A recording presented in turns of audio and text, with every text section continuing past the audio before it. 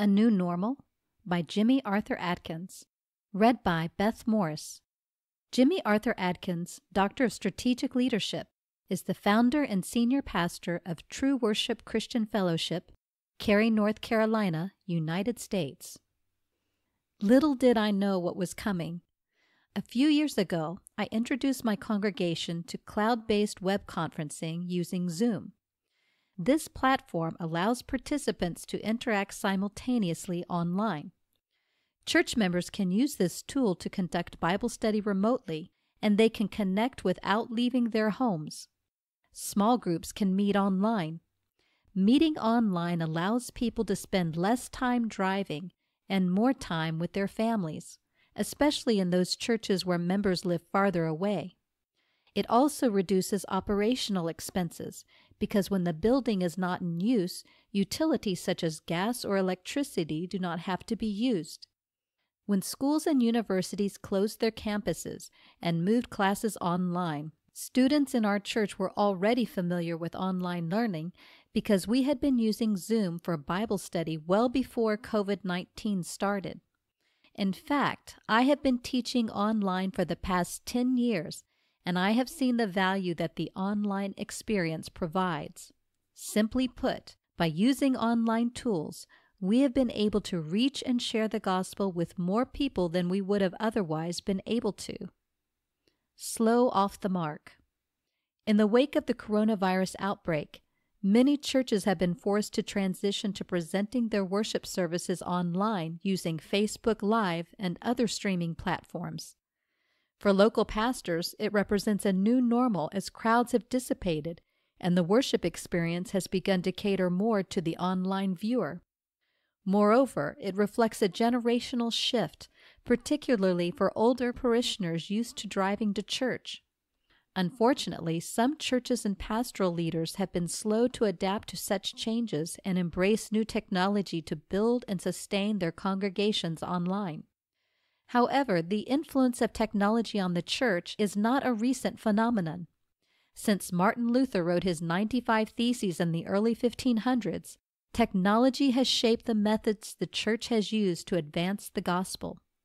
Martin Luther's criticism of papal authority could have faded away as just irrelevant rhetoric if it were not for Gutenberg's printing press. It allowed Martin Luther's work to be copied and disseminated to a wider audience that served to further the Protestant Reformation. Furthermore, the telephone, the automobile, and commercial aviation also facilitated the spread of the gospel in the 19th and 20th centuries. The advent of motion pictures opened biblical narratives such as the giving of the Ten Commandments and the Passion of the Christ to vast audiences. Adapting to change. Nonetheless, the church still has some ambivalence toward the overuse of technology in the church, and justifiably so. When the Apostle Paul encouraged his followers to greet one another with a holy kiss, scarcely would anyone have imagined a kissing emoji instead. The church is more than the building. It enables meaningful social interactions and provides spiritual and emotional connections difficult to replicate online. However, as a pastor, I believe the church, more than any other institution, must adapt to the changing times in order to reach those already online. According to a study by the Pew Research Center, 81% of Americans say they go online daily, and roughly 3 in 10 Americans acknowledge that they do so constantly. Among them, 48% of Americans ages 18 to 29 say they spend extensive time online. Moreover, nearly 40% of parents report that their child owns a smartphone. Undoubtedly, people employ such devices to access the internet, stream media, and in some cases create and upload content. The online and digital space is reshaping how people interact and engage with one another outside of the church walls. If such trends continue, some worry that the church could see further declines in membership and participation. However, that does not mean that values such as community and fellowship will necessarily suffer as more virtual churches and online communities of faith emerge. Through social media platforms such as Facebook, Google Hangouts, and Twitter, the church can organize, meet, and create shared spaces where online worshipers can gather and interact. In addition, social media platforms such as YouTube provide opportunities for churches to operate on demand and share content 24/7 as opposed to once a week during the 11 a.m. worship hour.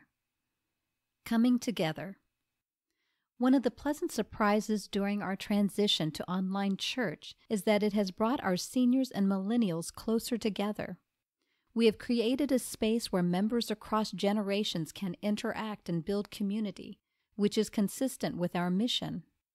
Moreover, our youth who are native to the technology have helped our seniors learn how to join the Facebook live stream, upload our church app on their phones, and give online using Cash App and our online giving platform.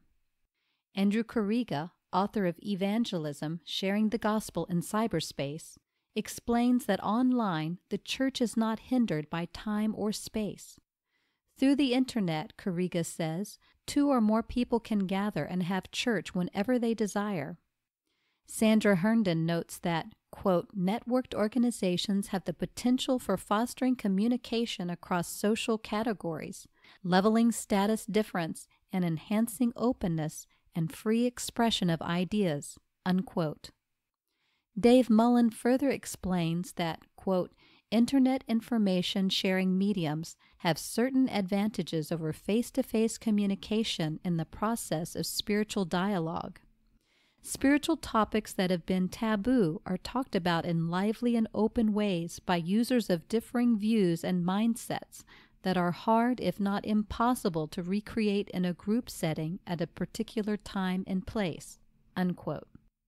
Messaging apps such as WhatsApp allow members to communicate with the pastor directly as opposed to leaving a message with the church secretary.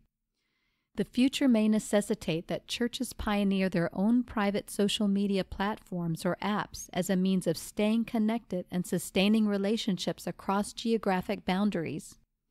Group text can also be used to disseminate church announcements, provide updates, and share Bible study notes and other information to increase connections among members.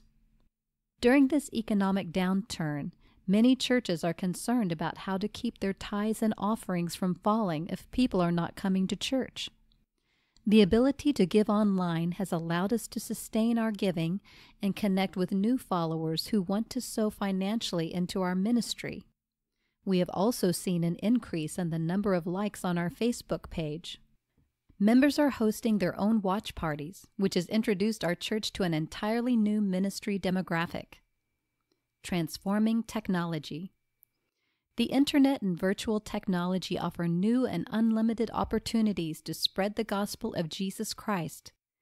As younger generations mature, they will undoubtedly be more technologically savvy, which will place new demands on churches to increase their online footprint.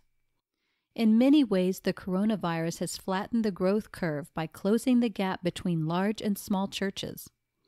Large churches could once tout the size of their sanctuaries, educational wings, family life centers, and on-site child care facilities.